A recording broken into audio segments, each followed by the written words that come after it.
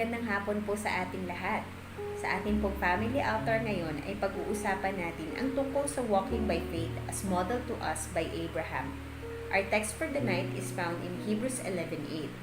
It was by faith that Abraham obeyed when God called him to leave home and go to another land that God would give him as his inheritance. He went without knowing where he was going. Ang aking pong ibabahagi ay tungkol sa mga lessons from Abraham's walk of faith.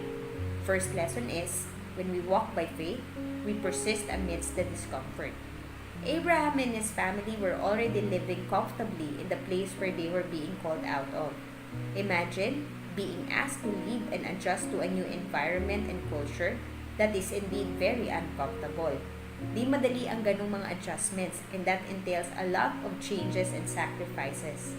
Humanly speaking, it must have felt shocking, frustrating, and confusing. But we see in Abraham's story na posible ding sumunod despite the unpleasant emotions caused by the surprising instructions like this from God. Truly, it can only be done through faith. Abraham may have shifted his mindset, like instead of thinking negatively, inisip niya, wow, this will be a great adventure. And more so, it will be an adventure with God in it. He must have believed wholeheartedly na sasamahan siya at gagabayan ng Diyos sa kanyang mga paglalakbay. Kaya naman he was able to persist and persevere amidst the discomfort of the call to relocate. Ikaw kapatid, meron bang pinapanawagan ang Lord sa iyo na gawin o sundin, but you are held by the discomfort, inconvenience, or even the sacrifice it will entail? Siguro concern mo yung pamilya mo at paano sila maapektuhan ng desisyon na gagawin mo. Or maybe you're fearing about financial stability and supply para sa iyong mga needs. O baka may mga pag-aanilangan ka kasi it's going to be very challenging and you feel like you lack the ability to withstand the discomfort of the adjustments you need to take. If so, you can be honest with God in all your confusion and hesitation. But do know that your faith and obedience will glorify God not just in the outcome, but more so in the process you will go through. Because from the beginning to the end, you can be assured that God is with you every step of the way. All He asks of you is for you to take a step or even a leap of faith, for you to experience how He is indeed the God that ordains every step you take and blesses the works that your hands make. Speaking from my own experience, I left the familiar and convenient life as a single person nung ako'y nag-asawa na. Palipat din ako all the way from Taguig to Cavite, which has really been a big adjustment for me. Nevertheless, the changes I encountered were necessary to the unfolding of my potential sa naging bagong larangan ng buhay ko bilang asawa at ina. Madami mang discomfort dahil sa pagod ng pag-aalaga sa pamilya ko, pero worth it mag-persist at persevere dahil alam kong by faith, pinufulfill ko ang purpose ng Diyos sa season na ito at sa buhay ko. By faith talaga kumalas sa mga nakasanayan at sumubok ng mga bagong bagay. But know that as you walk by faith, you'll be able to persist amidst the discomfort. Next lesson po from Abraham's walk of faith is pursuing God's promised inheritance.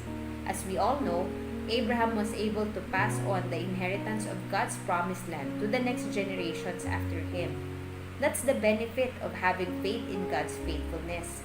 Mapanghahawakan mo ang bawat pangako at plano niya. Pag sinabi niya, He is sure to fulfill it and bring it to pass. May pamana ang Diyos sa bawat isa sa atin na nais niya na matamasa natin in His time and way. But the key to receiving it all is in our faith materialized in our obedience to Him. I tell you, walang nagtiwala at sumunod sa Diyos na napahiya o naging kawawa. I for one can attest to that and testify it from my personal journey, just as I have also prayed for it and as God is now making it my reality.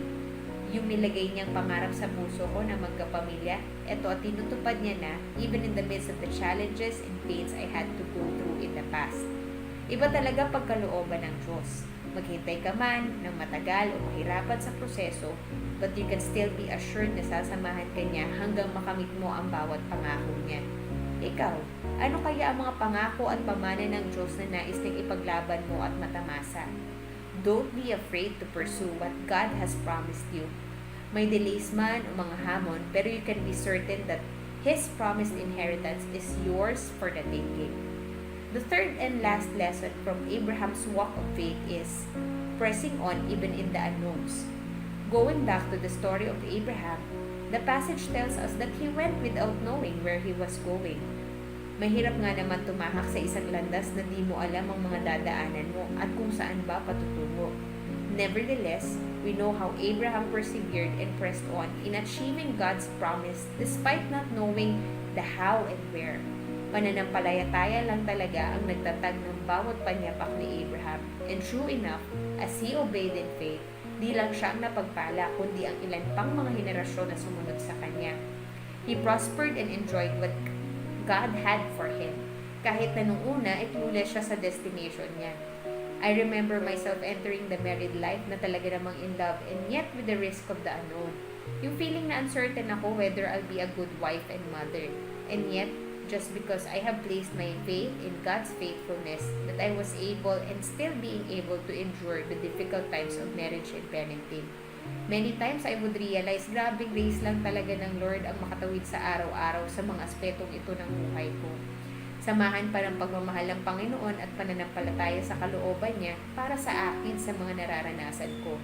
Ikaw, anong mga anon sa buhay o kinabukasan mo na hinihingi ng Lord na pagkatiwala mo sa Kanya? I believe that whatever is unknown to us is fully known to our all-knowing God. All He asks of us is for us to press on and persevere, to walk by faith and not by sight. Tayo po ngayon ay manalangin. Panginoon, nagpapasalamat kami sa iyo na Ikaw yung Diyos na nakakaalam ng aming nakaraan, kasalukuyan at hinaharap. And indeed, You have ordained every step that we will make, O God. And though we may stumble, we will not be utterly cast down because You uphold us with Your righteous right hand. Kaya po, Panginoon, hayaan Niyo pong sa puso ng bawat isa sa amin, Panginoon, nakikinig sa mensaheng ito, mamutawi ang pananampalataya na siya pong magtatatag ng aming pong mga panyapak sa araw-araw. Sa anumang mga pangailangan o sitwasyon namin, sa anumang mga hamon o pagsubok na aming daanan, Lord, manampalataya kami, sinasamahan mo kami at Ika'y patuloy na gagawa ng kabutihan sa amin ayon sa iyong dakilang katapatan. Kaya po maraming salamat, Panginoon. Kami nga po, O Diyos, ay turuan mong patuloy nang nalumakad ng ayon sa aming pinapanaligan sa iyo, to walk by faith and not by sight, and that we may continually know You more intimately as we trust in You with all our hearts. Salamat po, Panginoon. Purihin at luwalhatiin ka sa pangalan ng aming Panginoong Jesus. Amen and amen. Maraming salamat po and God bless you.